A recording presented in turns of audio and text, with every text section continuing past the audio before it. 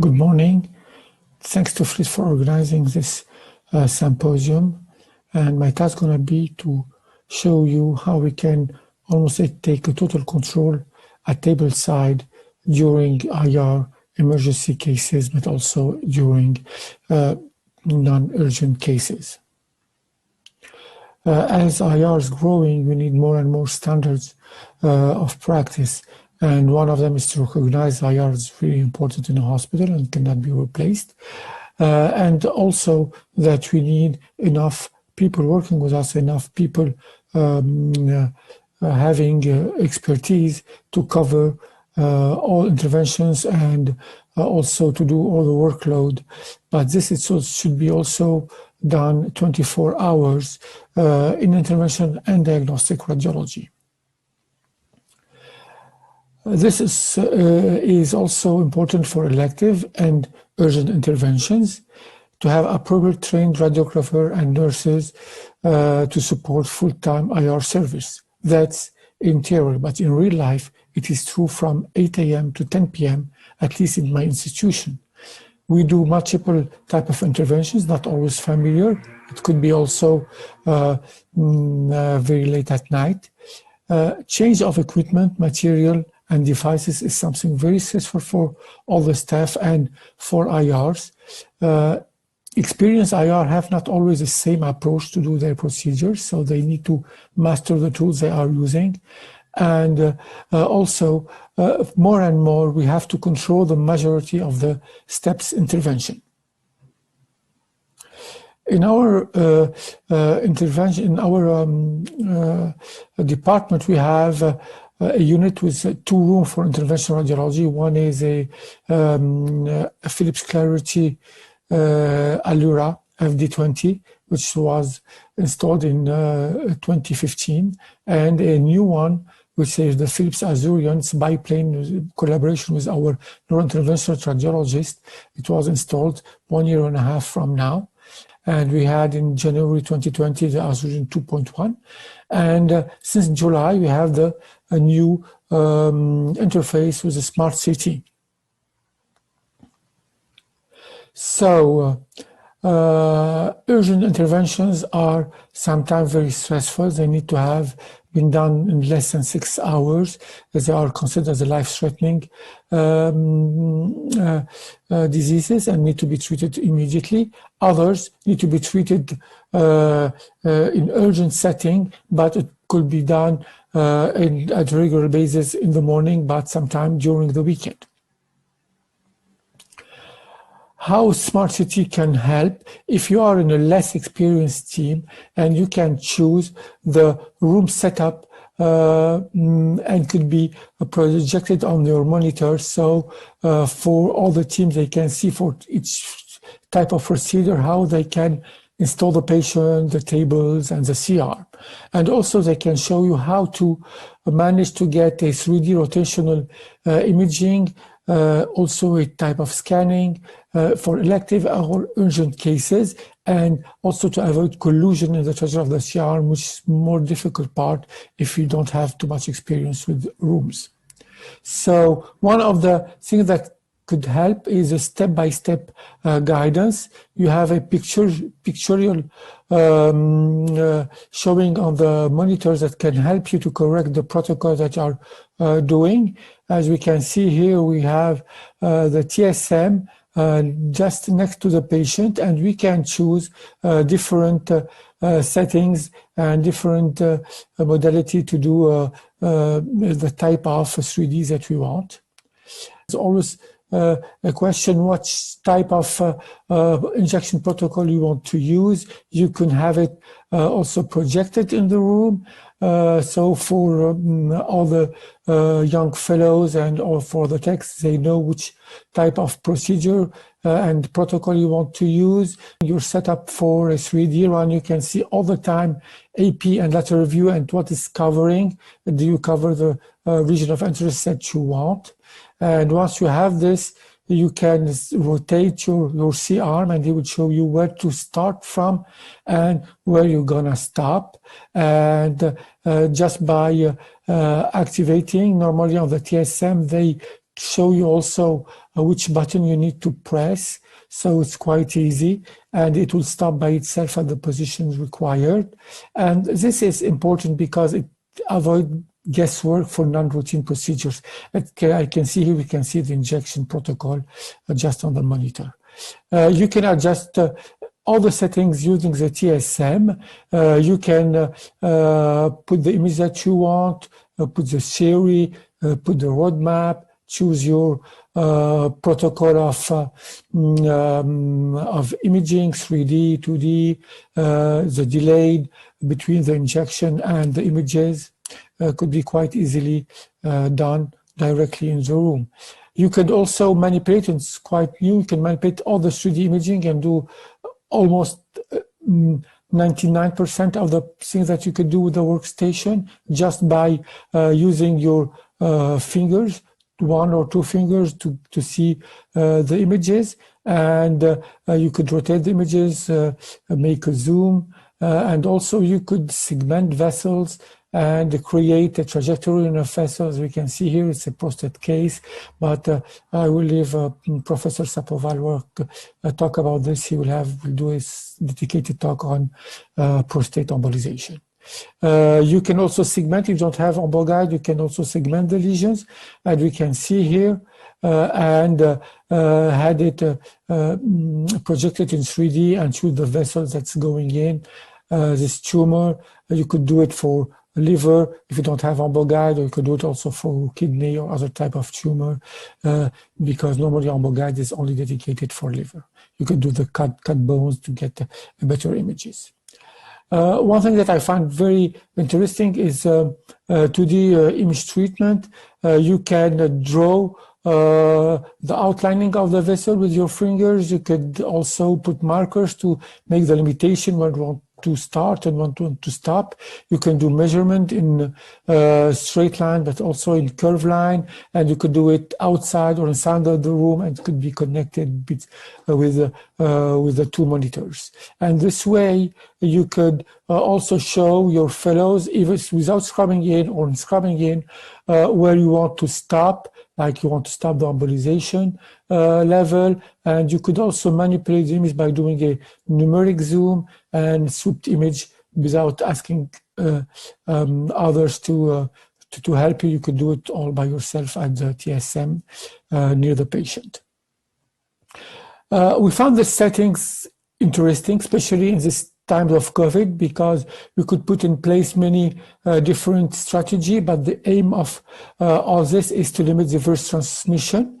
And one thing you need to know that you can go from a full, totally equipped room with all the material you need to take almost everything out and close the doors and avoid really having people going back and forth from one room to each other. This is for protect the patient from the physician, but also the physician and the staff from the patient if he's infected. And so you need to have a separated person working outside and inside of the room. Here's the number of patients that we have done during this period, and we have done 7 patients that were COVID positive, and those 7 patients where life-threatening emergency need to be done urgently. Some of the patients needed high-level imaging, like this patient having a rectal bleeding with a hemodynamic shock. As you see on the CT scan, the active bleeding and this thickness of the rectal wall. And we went to the angio suite, and we done a 3D because we wanted really to be sure what we are embolizing, that we really target the good vessels, because we didn't see any active bleeding while the patient was on the angio table. So we need also to manipulate. At the time we didn't have the smart CT, so we had to do it all the way by having somebody doing things for you outside of the room. But now we can do it by ourselves. We use this to do the embolization and navigation. Here we can see the DSA after, and embolization with gel foam and coil, and the control, and the patient did finally well after this episode of bleeding. So in conclusion, we are still in our learning curve. We have this interface less than 2 months. We did have enough time to work on it, but nevertheless, change the interface and software is always says for all the team. They need to learn, and probably the pictorial that we as proposed can make the adaptation easier. Some of the advantages that you can see with the smart CT software that you can personalize your room setup or your monitor configurations. If you are an experienced team and you have less experience, you can standardize it so you don't have every time to ask yourself, how should I put my patient at my C-arm? It probably helps to avoid guesswork if you have a non-routine procedures. 724. Take control at table side if you're in a stress situation and the staff is panicked or occupied to do other things because you have limited number of staff. You can exchange information outside, inside of the room without having to go back and forth. It could be done on the workstation and or the TSM. Thank you for listening. Hisham, thank you very much. That was very inspirational, by the way, how you've managed to still take care of patients during time of COVID. You know, at least, well, certainly around the world, a lot of elective care and semi-urgent and even emergent care sort of came to a standstill because everything sort of stopped because of COVID. But the truth is, rectal bleeds, GI bleeds, all these things that you talked about still continue despite COVID. We have to be able to manage them. So you were very smart in the way you use technology to cohort your staff, keeping the staff in the room separate so you're not going back and forth into the control room. But I wanted to ask you, Hisham, this is relatively new technology, and you and I think it's fair to say, because we've known each other for 15 years, we're old interventional radiologists. We're not young like Rick and Mark. And so we trained in the era of abacus, not iPads. You've used old technology to do 3D navigation and smart CT, and now some of this newer stuff. And you have staff that's young and old. What's the learning curve been for the staff, and does it vary from the older and the younger people? Well, I won't say there's a huge difference. It's always difficult to change technology. Even like for me, I was used to the old system, so I have like the new system now, and I need to change. But if somebody, if we start from zero, if like I'm new in the staff, I would have much more difficulty to get used to this. To the old system than to the new system. The new system, it's much more easier to learn if you are like virgin from this new technology. So if you have, we know the old technology, we need to shift. So it's always a step to do. If we don't have this technology, we need like to go and step in directly. So for the new staff, it's much more easier than it was for us because it's much more intuitive. So I'm used to both. So for me, I can manage to use the old system and the new system. So, but I think for the next generation, it's much more easy to get this new system adopted and be used very, very quickly. And it's also not just about the physicians, it's also about the staff. So Mark had raised a good point in the background during your presentation about we used to rely on staff to do a lot of this advanced segmentation and so on in the control room. Are we taking something away from that staff by being able to do it ourselves in the room? This is an interesting point that I didn't even think about, but Mark, maybe you can elaborate a little bit. Yeah, so if I can just say, in our department, it's not like in the department of Mark, which is very important to know because it's our interventional unit, it's integrated in the diagnostic department. So staff is moving from diagnostic to interventional, which is not the case of the department of Mark. So in each time we need to adapt. If you have very trained techs, yes, they will be annoyed saying, "Oh, you are stealing my."